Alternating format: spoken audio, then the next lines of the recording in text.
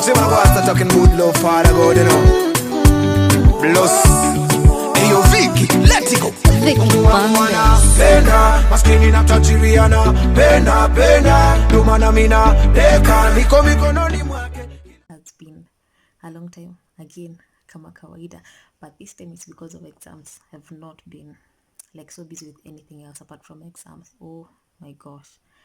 Hey, zinaweza kalia mtu saa ingine, but they've been okay so far. So yeah, I'm getting done on Monday, and then next week is going to be so exciting. Oh my god, I just cannot wait for next week to come.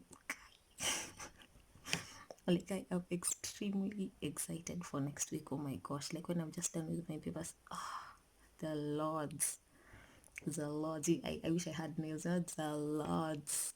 But anyway, guys, I hope you've all been okay. I've been fine.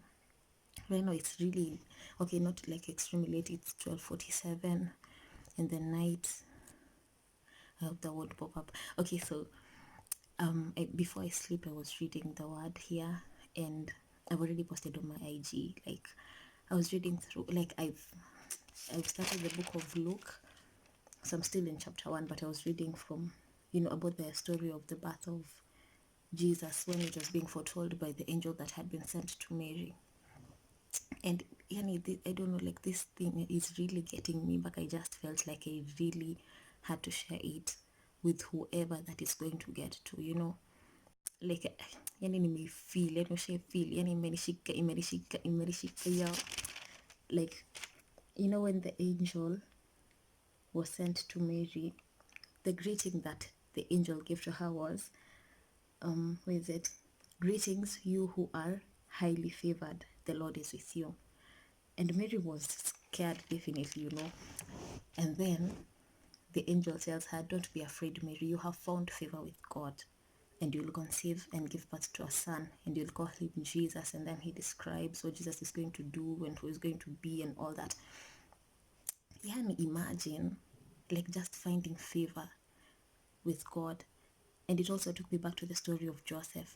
When Joseph was sold by his brothers, they wanted to get rid of him so that they will not bow to him. But he found favor with God.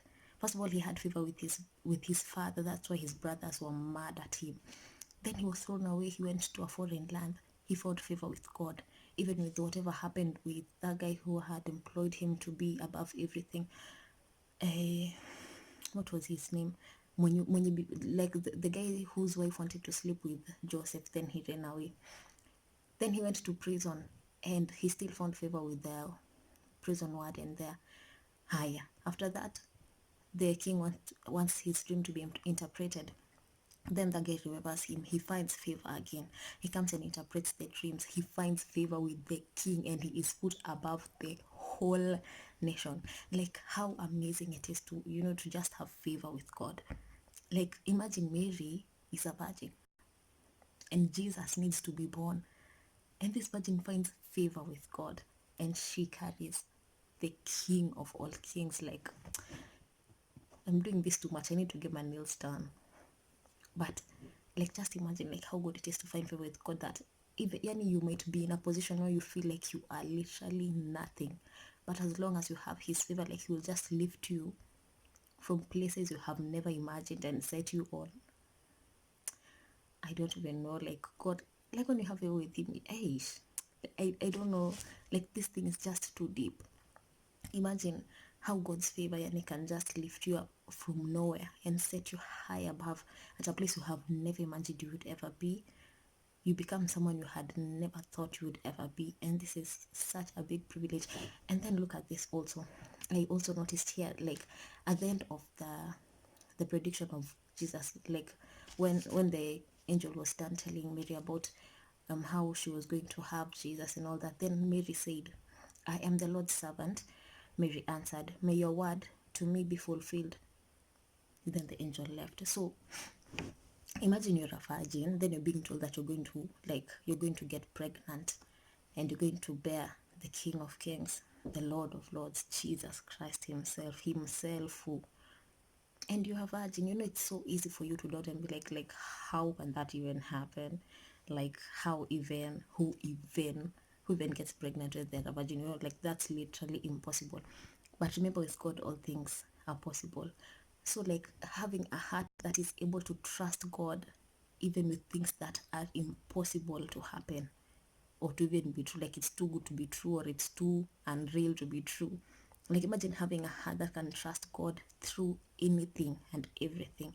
The same way that Joseph still kept his faith in God and continued to serve him, to trust him, to seek him, like to just walk in his ways, even when he was thrown into prison, when he was lied against by that woman that wanted to sleep with him, when he was thrown away by his brothers. No, it was so easy for these two people like to just doubt God and just, like brush it off, but they still held on to him. They still trusted him. They still, I don't know if you guys get, like, any having a heart that can trust God even in such difficult times or such doubtful times.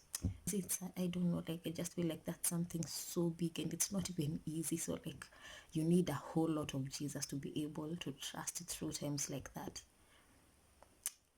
I don't know.